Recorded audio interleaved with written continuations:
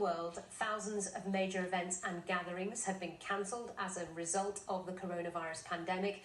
From conventions to conferences, the sector would normally generate more than $800 billion for the global economy.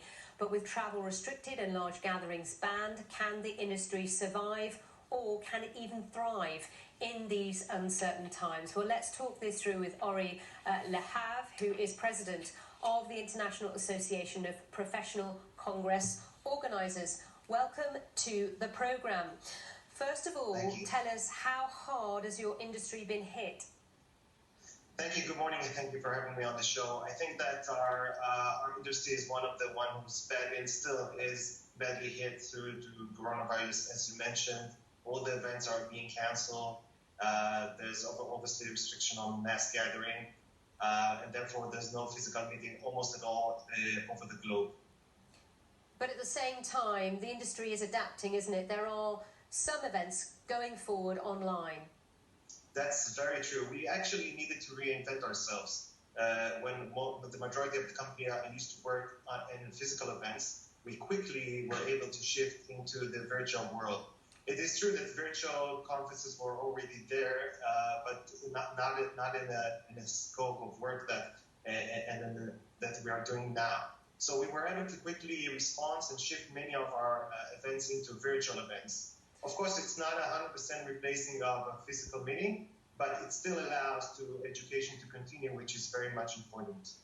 Just talk us through what your plan is for the future, given the fact that the head of the World Health Organization is saying this pandemic is far from over. Actually, it's getting worse at the moment.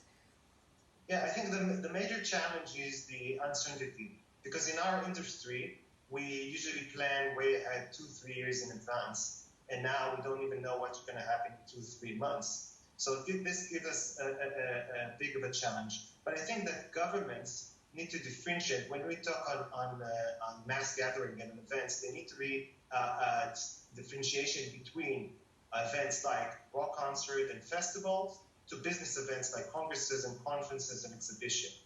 Those conferences that are part of what we call business meeting, beside their financial impact on the destination, they play a crucial role in the progress and development of science and technology. And in those conferences that we can have in venue that can secure a safe environment to conduct the meeting.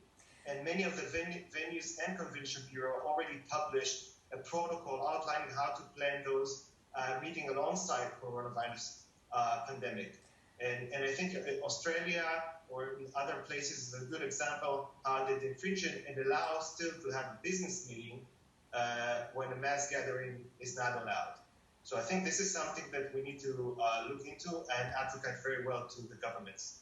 Just quickly, Ori, because we're almost out of time, but when it comes to networking for delegates, that's one of the most important elements of the physical conferences. That's why they pay so much money to go. It's not about hearing speakers. It's about networking and meeting people. How do you overcome that problem if you can't physically meet?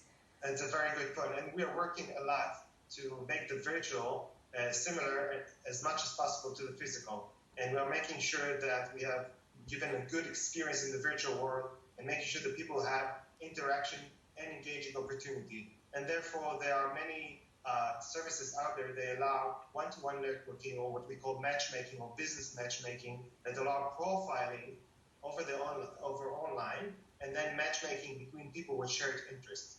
Again, it's not like in the physical world, but we are trying to make it as similar as possible.